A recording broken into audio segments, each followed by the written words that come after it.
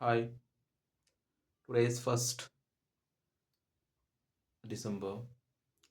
आज लगभग 30 दिन पूरे हो चुके हैं और कहीं ना कहीं मेरे को समझ आ रहा है कि 30 दिन में मैंने सिर्फ कंटेंट लेस वीडियोस बनाया।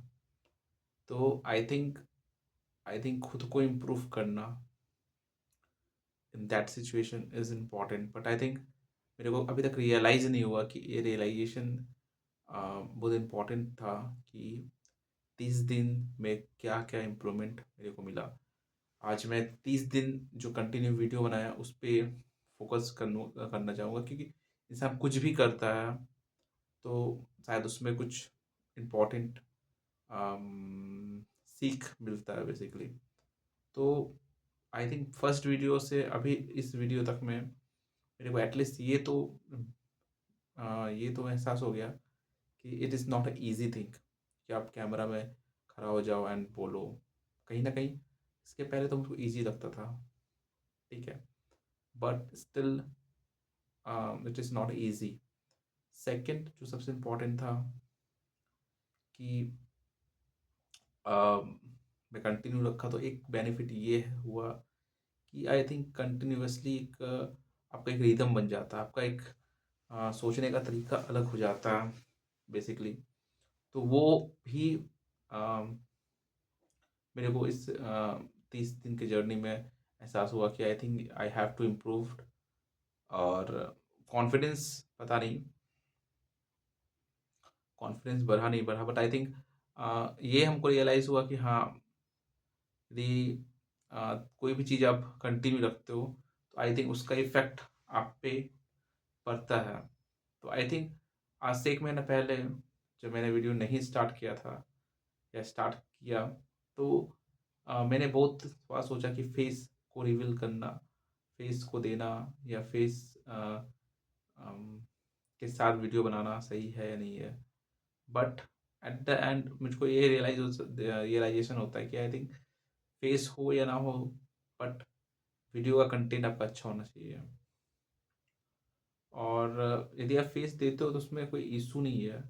कहीं ना कहीं आपको वो कॉन्फिडेंस दिखाना होगा, आपको कहीं ना कहीं वो अच्छा कंटेंट लाना होगा, देन आप अपने आप को इम्प्रूव कर सकते हो। अदरवाइज हर जगह टफ सिचुएशन हो चुका, सब कप टफ कंपटीशन है।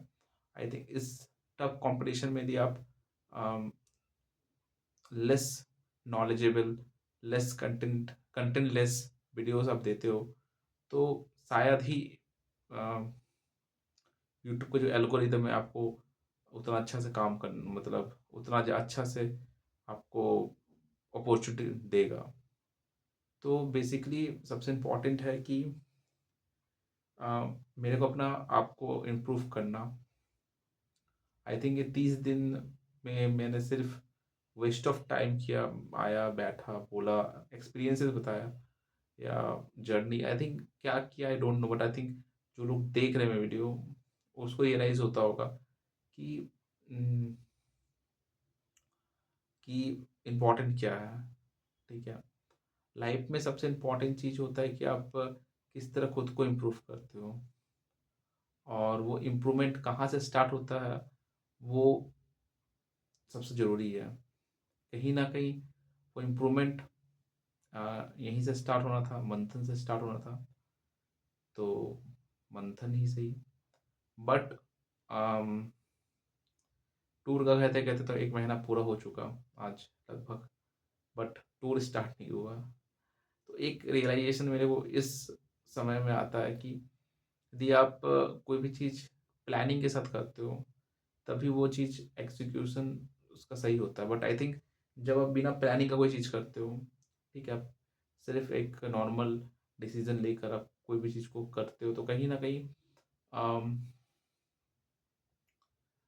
क्या बोल सकते हैं, कहीं ना कहीं उसका फेल होने का चांस ज़्यादा होता है। बिकॉज यदि आप और लोग मजाक उड़ाते हैं, क्योंकि आप लोकली आप खुद के लिए नहीं कर रहे हो, ठीक है, आप यूट्यूब में लोगों को दिखा भी रहे हो। तो आई थिंक इसमें है कि आप एक तरह से अपना बिहेवियर, अपना जो उसको भी चेंज करते हो। कहीं ना कहीं जो मैंने गलती किया शायद ये गलती मैंने अपने लाइफ में भी किया करता था कि हाँ मैं करूँगा, आज करूँगा, कल करूँगा, कंटेंट लाऊँगा, ये लाऊँगा, वो करूँगा। तो वो चीज़ यहाँ पे भी दिखा और आई थिंक यहाँ से अब मेरे को इम्प्रूवमेंट दिखना स्टार्ट होगा, क्योंकि देखिए हम इम्पोर्टेंटली एक चीज़ जानते हैं कि बिना गाली के इंसान खुद को इम्प्रूव नहीं कर सकता, और तभी इम्प्रूवमेंट होता है। इंसान को खराब लगता है सुनने में, हाँ अगला आदमी बोल रहा है, लेकिन यदि आप किस वे से लेते हो उसको, वो सबसे इम्पोर्टेंट है।